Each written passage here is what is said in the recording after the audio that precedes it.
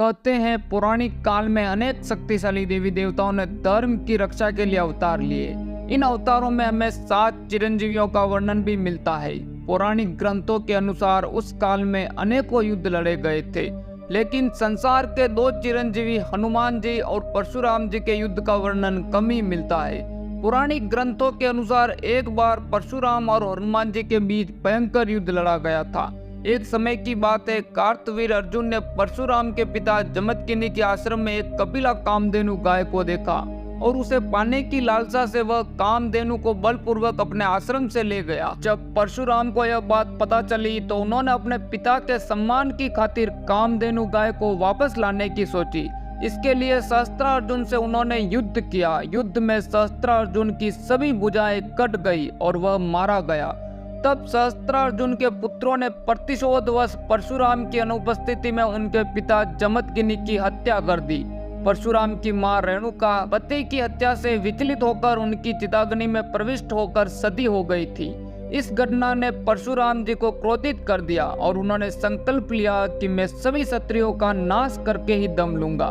उसके बाद उन्होंने सारे क्षत्रियों से 21 बार युद्ध किया और हर बार उन्हें समाप्त कर दिया, लेकिन वे गर्भवती महिलाओं पर हाथ नहीं उठाते थे।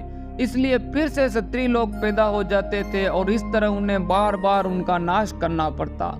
परशुराम द्वारा निर्दोष क्षत्रियों का संहार किए जाने की परिस्थिति में हनुमान जी को उनके सामने आना पड़ा। यह त्रेता युग का एक भयानक युद्ध था।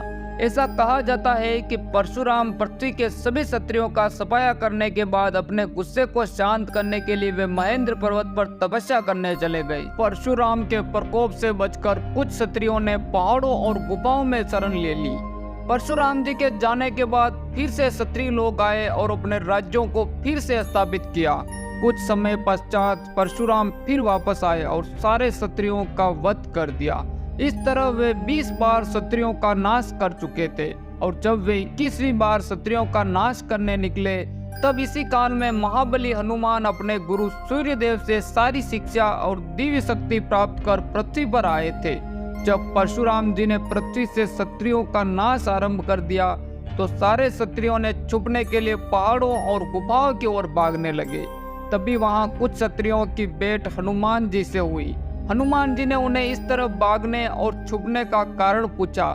इस पर उन लोगों ने अपनी सारी परेशानी बताई। तब हनुमान जी ने सोचा कि किसी एक राजा की गलती का प्रतिशोध पूरी क्षत्रिय जाति से लेना उचित नहीं है, क्योंकि इस कारण उनके पत्नी और बच्चों का जीवन नर्क बन जाता है। यह तो पूर्णतः अमानवीय व्यवहार है, इससे मुझे रोकना पड़ेगा। ऐसा सोचकर हनुमान जी एक बड़ा पहाड़ उठाकर आकाश मार्ग से युद्ध क्षेत्र में चले गए और दोनों के बीच पहाड़ रख दिया। इसके कारण युद्ध कुछ समय के लिए रुक गया।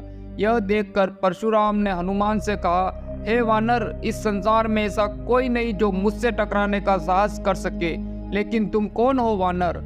तब हनुमान ने बड़ी विनम्रता से हाथ जोड़कर उनसे कहा, ऋषि श्रेष्ठ, यह प्रश्न नहीं है कि मैं कौन हूँ, लेकिन यह बात है कि आप जैसे शास्त्रों के ज्ञाता, युद्ध में निपुण योद्धा, जिन्हें स्वयं महादेव की कृपा प्राप्त है, वह परशुराम जी अन्याय और अधर्मी कैसे हो सकते हैं? यह सुनकर परशुराम जी क्रोधित हो गए और हनुमान जी से कहा, देखो वानर, मुझे तुमसे कोई शत्रुता नहीं है, इसलिए तुम मेरे मार्ग से हट जाओ। यह मेरे पिता की हत्या का प्रतिशोध है। इस पर हनुमान जी ने कहा, हे ऋषि श्रेष्ठ, आपका तो इन निर्दोष क्षत्रियों से भी कोई मेल नहीं।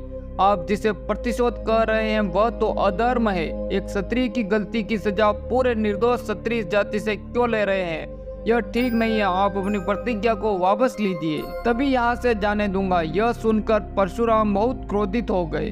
उन्होंने हनुमान जी से कहा, हे वानर, जब तक पृथ्वी से समस्त क्षत्रियों का विनाश नहीं हो जाता तब तक यह मेरा प्रसाद चलता रहेगा।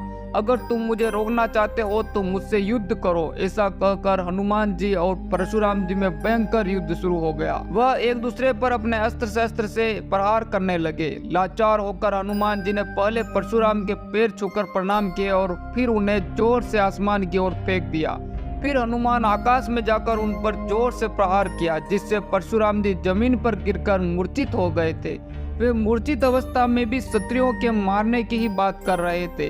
यह देखकर हनुमान जी ने सोचा कि परशुराम जी का क्रोध की ऐसी स्थिति में अपने विवेक खो चुके हैं। उन्हें तो मृत्यु का भी भय नहीं है। ऐसे व्यक्ति को सही मार्ग पर लाना असंभव है।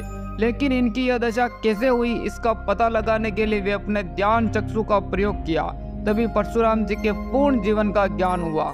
हनुमान जी समझ गए कि पिता और माता के दुखद मृत्यु के पश्चात आज तक उनके आंख से आंसू नहीं बहे, इसलिए उनके गुस्से को शांत करने के लिए उनके आंख से आंसू बहना जरूरी है, ताकि उनके अंदर का दुख बाहर आ सके। ऐसा सोचकर हनुमान जी ने अपनी लीला आरंभ कर दी। वे अपने ध्यान में बैठ गए और अपने सूक्ष्म शरीर के साथ मृत्यु लोक में आ गए। इस प्रकार हनुमान जी ने उनके पितरों के पास पहुंच गए। माता रेणुका और पिता जमदग्नि से मुलाकात हुई। जमदग्नि ने हनुमान से कहा, हे हनुमान, मेरे पुत्र के अत्याचार के कारण मेरे मृत्यु लोक में मेरी आत्मा को शांति नहीं मिल रही है। जब तक वह गलत आचरण का त्याग नहीं करता तब तक मेरी मुक्ति संभव नहीं है। उसने अभी तक पिंडदान भी नहीं किया है। तब हनुमान जी ने कहा, अगर आप स्वयं उन्हें समझाए तो वे गलत मार्ग को छोड़ देंगे और आपकी मुक्ति भी हो जाएगी। ऋषि जमदग्नि ने हनुमान जी की बात को मानकर वे दोनों अपने सूक्ष्म शरीर के साथ धरती पर परशुराम के पास आए। परशुराम जी को उन्होंने मूर्छित अवस्था से उठाया और कहा, हे पुत्र, तुम अपनी प्रतिज्ञा का पूर्ण रूप से पालन कर रहे हो। तुम्हारे पराक्रम का सभी लोगों ने लोहा मान लिया है, लेकिन तुम्हारे द्वारा निर्दोष लोगों की हत्या करने के कारण और पिंडदान नहीं करने के कारण मुझे मुक्ति नहीं मिल रही है। इतना कहकर वे लोग अंतर्ध्यान हो गए। अपने माता पिता की यह बात सुनकर परशुराम जी को बड़ा ही पश्चाताप हुआ और उनकी आंखों से आंसू निकलने लगे। उन्होंने सोचा कि मेरे कारण ही उन लोगों की मुक्ति नहीं मिल रही है। उसी समय हनुमान जी प्रकट हो गए। तब परशुराम को ज्ञान हुआ कि यह कोई साधारण वानर नहीं है। उन्होंने हाथ जोड़कर हनुमान जी से कहा, आप कौन हैं? अपना परिचय दीजिए। हनुमान जी ने कहा, हे पुत्र परशुराम, मैं वही हूँ जो आपके मन में बसता है। इतना कहकर वे अपने शिव रूप का दर्शन दिए। तब परशुराम जी हाथ जोड़कर कहा, हे प्रभु, अब मैं अपने माता पिता और मेरे द्वारा मारे गए सभी क्षत्रियों का पिंडदान करना चाहता हूँ, लेकिन मेरे नरसंहार के कारण सारे जलाशय दूषित हो चुके हैं। कृपया आप इन्हें शुद्ध जल में बदल दे। तब भगवान शिव ने तथास्तु कहा और इस तरह जलाशय में शुद्ध पानी का प्रवाह होने लगा। अंत में परशुराम ने सारे लोगों का पिंडदान कर उन्हें मुक्ति की राह दिखाई और खुद भी किसी निर्दोष पर शस्त्र न उठाने की प्रतिज्ञा ली।